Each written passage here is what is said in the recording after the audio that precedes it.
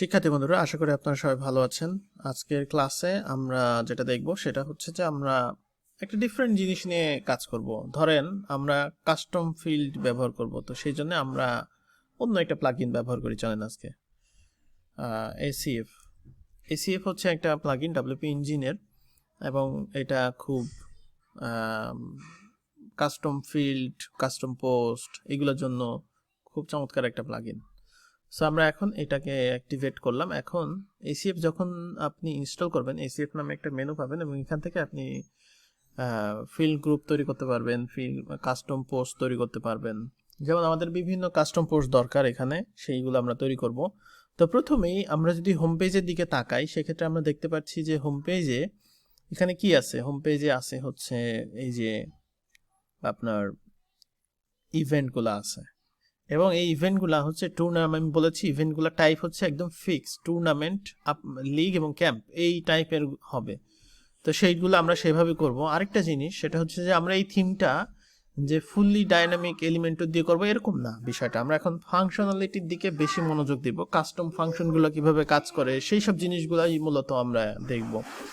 So আমরা যদি এখন সেটা করতে চাই, আমরা ধরেন একটা প্রোডাক্ট তো আমরা কাস্টম মানে যেটা আছে এটা আমরা ইভেন্ট হিসেবে ব্যবহার করব, সেখানে একটা আমরা হচ্ছে সেটিংস দিতে চাই। সেই ক্ষেত্রে আমরা এখানে দিলাম হচ্ছে প্রোডাক্ট সেটিংস। তো আমরা প্রথমে হচ্ছে এখানে একটা দিব হচ্ছে সিলেক্ট, যেই সিলেক্ট ফিল্ডটা হবে হচ্ছে টাইপ, মানে ওই প্রোডাক্টের টাইপটা হবে। সো আমরা টাইপ নামে রাখলাম এবং চয়েসেস আমরা দিয়ে রাখলাম যে হচ্ছে টুর্নামেন্ট।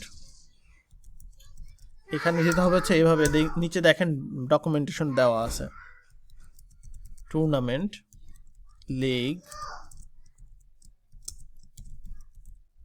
তারপরে হচ্ছে আমরা দিব হচ্ছে ক্যাম্প। তো একটা ডিফল্ট ভ্যালু দেওয়া দরকার। এখানে আমরা টুর্নামেন্টটাকে ডিফল্ট ভ্যালু হিসেবে দিয়ে রাখলাম, এবং এইটার হচ্ছে রিটার্ন ফরম্যাট আমরা জাস্ট ভ্যালুটা থাকলে হবে, মাল্টিপল দরকার নাই। ভ্যালিডেশন হচ্ছে এটা অবশ্যই রিকোয়ার্ড হবে, এই ফিল্ডটাকে রিকোয়ার্ড মানে পূরণ করতেই হবে, আর কোনো কন্ডিশনাল লজিক এখানে এখন আপাতত দরকার নাই। তাহলে এই ফিল্ডটা কখন শো করবে? যখন হচ্ছে পোস্ট টাইপ হবে হচ্ছে প্রোডাক্টের ক্ষেত্রেই শুধুমাত্র এই ফিল্ডটা শো করবে। তো সেই ক্ষেত্রে এই প্লাগইনটা সুবিধা হচ্ছে আপনি পরবর্তীতে যত কাজই করেন সব জেনারেট করে থিমে রাখলে এই জিনিসগুলো আর বারবার করে করতে হবে না। সো আমরা সেটা করব, আমরা এখন আগে ভিজুয়াল এডিটর ইউজ করব, পরবর্তীতে আমরা ওটাকে কোড হিসেবে রেখে দিব। সো এখন আমরা যদি পেজে যাই, আমরা যদি প্রোডাক্টে যাই এবং প্রোডাক্টে যদি অ্যাড নিউয়ে যাই, ক্রিয়েট প্রোডাক্টে যাই, সেক্ষেত্রে আমরা দেখবো যে একটা সেটিংস চলে আসছে, যেই সেটিংসটা মূলত আমরা হচ্ছে যেটা তৈরি করলাম সেটাই, যে প্রোডাক্ট লিগ ক্যাম্প, এটা হচ্ছে আমাদের একটা রিকোয়ার্ড ফিল্ড যেটা এখানে শো করছে। সো মেটা ফিল্ডের জন্য আমরা এটাকে ব্যবহার করব। সো আমরা এটাকে তৈরি করে ফেললাম, আর আমরা হচ্ছে এই টাইপ অনুযায়ী পরবর্তীতে পোস্টের কোয়েরি করব। অর্থাৎ এটা একটা মেটা ফিল্ড হিসেবে সেভ হয়, যেই মেটা ফিল্ড দিয়ে আমরা খুব সহজেই মেটা কোয়েরি করে সেটা বের করতে পারি। এখানে আমাদের আরও কিছু কাস্টম মেটা দরকার, যেমন হচ্ছে এখানে দেখেন আমরা এটাকে ফিচার ইমেজ হিসেবে ব্যবহার করতে পারবো, এইটাকে আমরা পোস্টের টাইটেল ব্যবহার করতে পারবো। কিন্তু এখানে দেখেন এখানে হচ্ছে আমাদের আছে হচ্ছে একটা লোকেশন আছে, তারপরে হচ্ছে একটা স্টার্ট ডেট আছে, ইন ডেট আছে। তো এইগুলো হচ্ছে আমাদের হচ্ছে ডাইনামিক মানে কাস্টম ফিল্ড তৈরি করতে হবে। সো আমরা আবার এসিএফে যাব, এসিএফে গিয়ে প্রোডাক্ট সেটিংসটাকে এডিট করবো। এখানে আমরা আরেকটা ফিল্ড অ্যাড করব, সেটা হচ্ছে লোকেশন। এটাও একটা রিকোয়ার্ড ফিল্ড হবে, লোকেশন, এবং হচ্ছে আমরা হচ্ছে লোকেশন দিয়ে দিলাম ভ্যালিডেশন রিকোয়ার্ড, এটা একটা টেক্সট ফিল্ড হবে। এরপরে আমরা একটা ফিল্ড অ্যাড করব, যেই ফিল্ডটা হবে হচ্ছে আমার ডেট পিকার, যেটা হচ্ছে স্টার্ট ডেট। আর কাস্টম এই মেটা ফিল্ডগুলো বানানোর সময় আমি যেটা ইউজ করছি এখন টাইটেল কেস ইউজ করছি, এগুলো খেয়াল রাখবেন। আমরা টাইটেল কেস যেহেতু ইউজ করছি টাইটেল কেস ইউজ করব, বাট এইটা হচ্ছে আপনাকে অবশ্যই আন্ডারস্কোর এবং ড্যাশ ইউজ করতে হবে। এখানে দেওয়া আছে প্রত্যেকটা ফিল্ডের ডকুমেন্টেশন এখানে আপনি পাবেন। সো এখানে যে কোনো ফিল্ডেই আমি পাইতে পারি, সেটা আমার সমস্যা না। এই ফিল্ডের ভ্যালু যে কোনোভাবে পেলে আমরা ফ্রন্ট এন্ডে ইচ্ছা মতো ডিসপ্লে করতে পারবো। সো এটাও একটা রিকোয়ার্ড ফিল্ড, সো আমরা এখানে রিকোয়ার্ড করে দিলাম, এবং এটাকে আমরা ডুপ্লিকেট করে আমরা হচ্ছে ইনডেট নামে একটা করব, ইনডেট, এবং এখানে end date. So end date এবং স্টার্ট ডেট এই দুইটা আমরা দিয়ে দিলাম। এখন আমরা যাতে করে আমরা যদি কোনো প্রোডাক্ট অ্যাড করি সেই প্রোডাক্টে অবশ্যই যেন এই ডেটাগুলো আমার ফিল করা হয়, কারণ এই ডেটাগুলো আমার প্রয়োজন।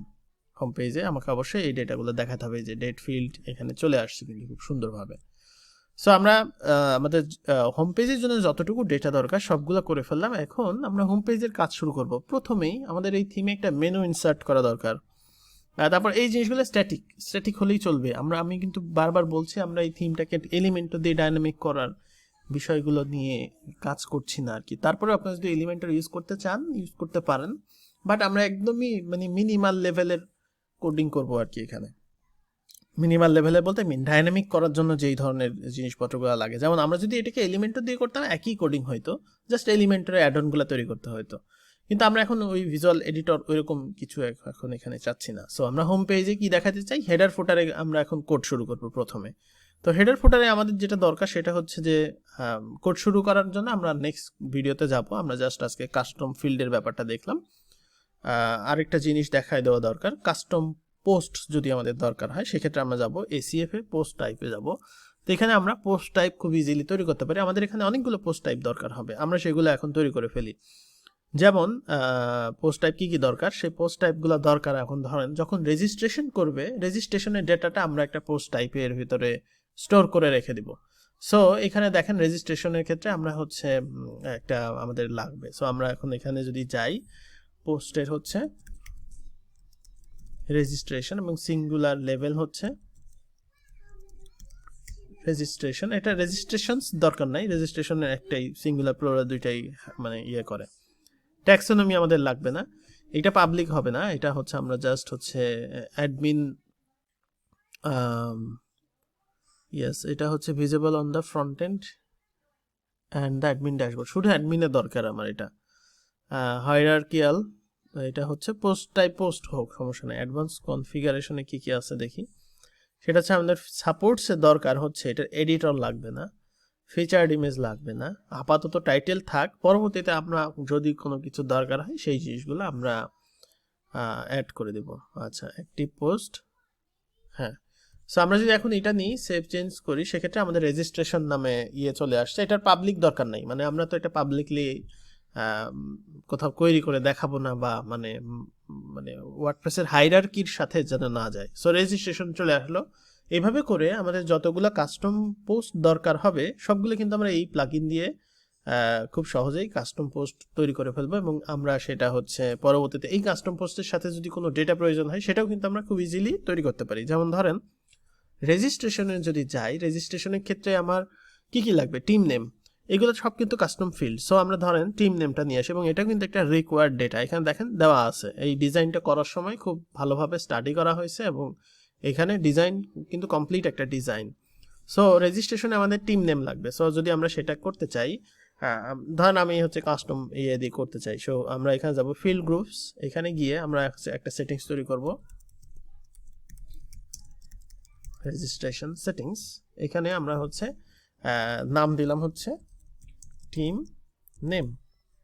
সো এখানে field name, team name automatic চলে আসবে ক্লিক করলেই, ডিফল্ট ভ্যালু দরকার নাই, বাট ভ্যালিডেশনে গিয়ে রিকোয়ার্ড দিয়ে রাখবেন, যাতে করে এইখানে আমরা যখন হচ্ছে ডাটা, যদিও ম্যানুয়ালি তৈরি করবো না অ্যাডমিনে, এটা তো ইউজার থেকে আসবে। সো এখান থেকে আমরা হচ্ছে জাস্ট টিম নেমটা নিয়ে নিলাম, এটা একটা টেক্সট ফিল্ড হবে, আর এখানে কোনো কিছু দরকার নাই। সো সেভ চেঞ্জেস, ও সরি, এখানে আমরা যেটা ভুলে গেছি সেটা হচ্ছে এখানে আমরা দিব হচ্ছে রেজিস্ট্রেশন। সো এখন আমরা যদি যাই রেজিস্ট্রেশনে, অ্যাড নিউ রেজিস্ট্রেশন, এখানে দেখেন এই যে টিম নেমটা চলে আসছে, অর্থাৎ ইউজার থেকে যেই মানে ফিল আপগুলো আমরা পাবো সেগুলো সব এখানেই পাবো, রেজিস্ট্রেশনগুলো আমরা এখানে লিস্ট আকারে দেখতে পারবো। সো কাস্টম ফিল্ড এবং কাস্টম পোস্টের ডেটা এইভাবে আমরা তৈরি করব। তো আগামীতে আমরা কাজ শুরু করব।